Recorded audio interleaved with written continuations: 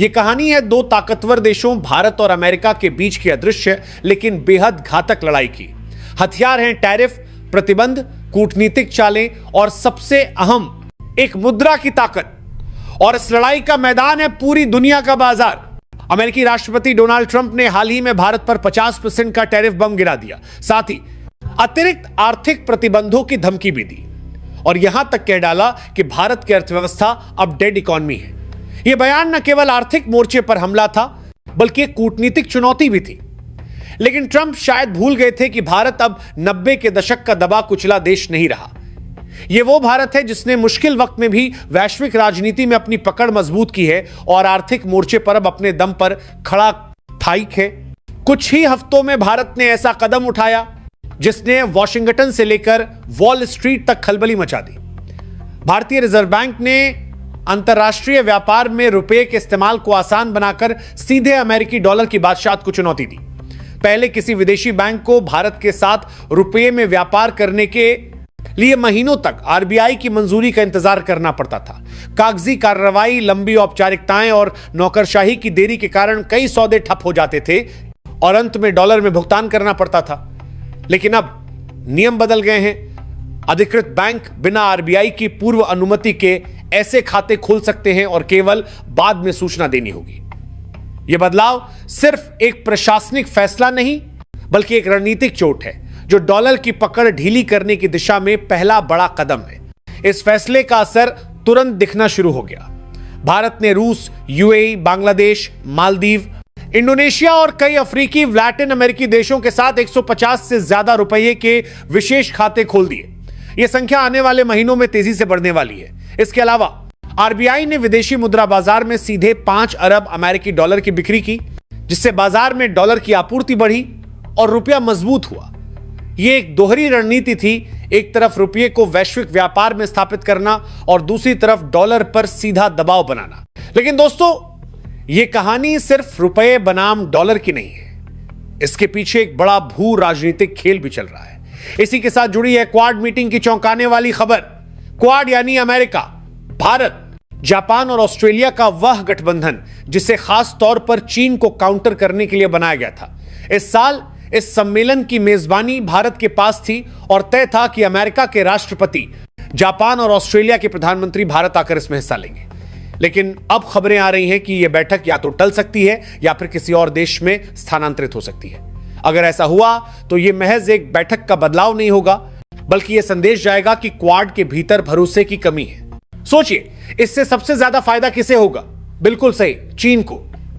Beijing के अखबार, खासकर साउथ चाइना मॉर्निंग पोस्ट, पहले से ही इस पर रिपोर्ट कर रहे हैं कि ट्रंप के फैसलों से चीन को अप्रत्याशित फायदा हो रहा है।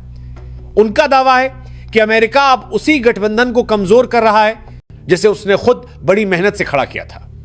यह वही पल है जब अंतरराष्ट्रीय राजनीति में एक दरार सबके सामने आ रही है और चीन उस दरार में अपनी जड़ें जमाने की कोशिश कर रहा है। ट्रंप की टैरिफ पॉलिसी का असर सिर्फ भारत पर ही नहीं बल्कि खुद अमेरिका की अर्थव्यवस्था पर भी पड़ रहा है। मशहूर वित्तीय संस्था मॉर्गन स्टैनली के अनुसार इस साल के पहले 6 महीनों में अमेरिकी डॉलर इंडेक्स 11% गिर चुका है, जो 1973 के बाद की सबसे बड़ी गिरावट है। अगर डॉलर का यह गिरना जारी रहा तो अमेरिका की वैश्विक ताकत पर गहरा असर पड़ सकता है। याद रखिए, दुनिया का लगभग 85% अंतरराष्ट्रीय व्यापार अभी भी डॉलर में होता है। डॉलर की ताकत उसकी कीमत में नहीं बल्कि अमेरिका की राजनीतिक और सैन्य ताकत में छिपी है। और यही कारण है कि भारत का यह कदम अमेरिका के लिए इतनी बड़ी चुनौती बन गया है।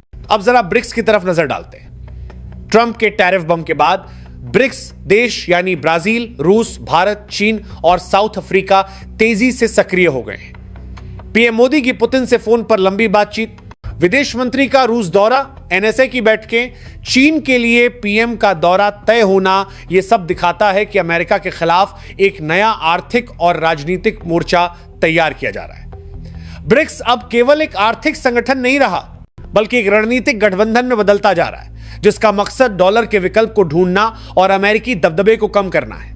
और दोस्तों, इसी बीच एक और बड़ी खबर आ गई इंटरनेशनल कोर्ट से। पाकिस्तान, जो सालों से सिंधु जल संधि के मुद्दे को लेकर भारत पर अंतरराष्ट्रीय दबाव बनाने की कोशिश कर रहा था, अब वहां बुरी तरह हार गया है।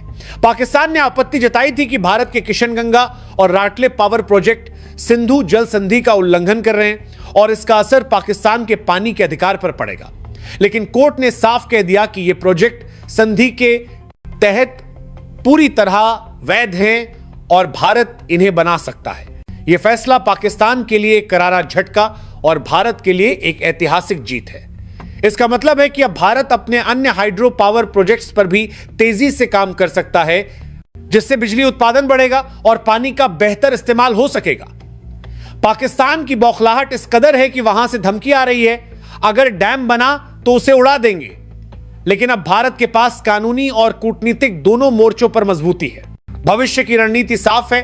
भारत रुपये को अंतर्राष्ट्रीय मंच पर स्थापित करेगा, डॉलर पर निर्भरता कम करेगा, ब्रिक्स और अन्य देशों के साथ मुद्रा गठबंधन को मजबूत करेगा, सामने तस्वीर हाइड्रो पावर और इंफ्रास्ट्रक्चर पर निवेश बढ़ाएगा और क्वाड में अपनी शर्तों पर भागीदारी करेगा।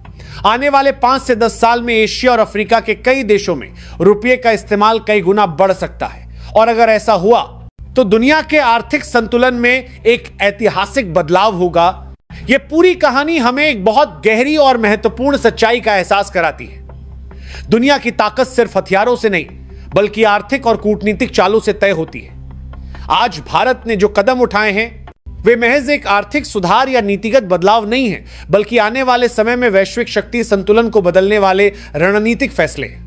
अमेरिकी टैरिफ और धमकियों के सामने घुटने टेकने के बजाय भारत ने सीधे डॉलर की जड़ों पर वार किया है, रुपये को वैश्विक मंच पर उतारने की प्रक्रिया तेज की है और ब्रिक्स जैसे मंचों पर सक्रिय होकर अमेरिका के खिलाफ एक वैकल्पिक आर्थिक धुरी खड़ी करने की तैयारी शुरू कर दी है। क्वाड मीटिंग में आई दरार, चीन की बढ़ती सक्रियता, ब्रिक्स की मजबूती और इंटरनेशनल कोर्ट में मिली ऐतिहासिक जीत, ये सब मिलकर एक बड़ा संकेत दे रहे हैं कि भारत अब केवल अंतर्राष्ट्रीय राजनीति का दर्शक नहीं रहा बल्कि एक निर्णायक खिलाड़ी बन चुका है। डॉलर पर निर्भरता घटाने का मतलब सिर्फ व्यापार में आसानी नहीं बल्कि अमेरिका के आर्थिक दबदबे को धीरे धीरे खत्म करना भी है। और यह वही कदम है जो आने वाले वर्षों में भारत को एक ऐसी स्थिति में ला सकता है जहां वह न केवल अपने हितों की रक्षा कर सके बल्कि वैश्विक नीतियों को भी प्रभावित कर सके। पाकिस्तान के मामले में मिली कानूनी जीत यह दर्शाती है कि भारत अब न केवल कूटनीति में बल्कि कानूनी और रणनीतिक मोर्चों पर भी आत्मविश्वास से भरा है। सिंधु जल संधि पर फैसला, हाइड्रो पावर प्रोजेक्ट्स की हरी झंडी और उत्तरी राज्यों के लिए ऊर्जा आत्मनिर्भरता का रास्ता, यह सब भारत की दीर्घकालिक योजनाओं का हिस्सा है। आने वाले समय में इस कहानी का हर अध्याय और रोमांचक होगा। डॉलर की कमजोरी, रुपए की मजबूती, क्वाड की राजनीति, ब्रिक्स की एकजुटता और चीन अमेरिका के बीच बढ़ता तनाव, ये सब मिलकर एक नए विश्व व्यवस्था की नींव रख सकते हैं। भारत ने यह दिखा दिया है कि वह किसी भी आर्थिक या कूटनीतिक युद्ध में न केवल टिक सकता है बल्कि जीत भी सकता है। और शायद यही इस पूरे घटनाक्रम का सबसे बड़ा संदेश है। जब इरादे मजबूत हों और रणनीति दूरदर्शी तो दुनिया की सबसे बड़ी ताकतें भी चुनौती बनकर नहीं बल्कि इतिहास बनकर रह जाती है।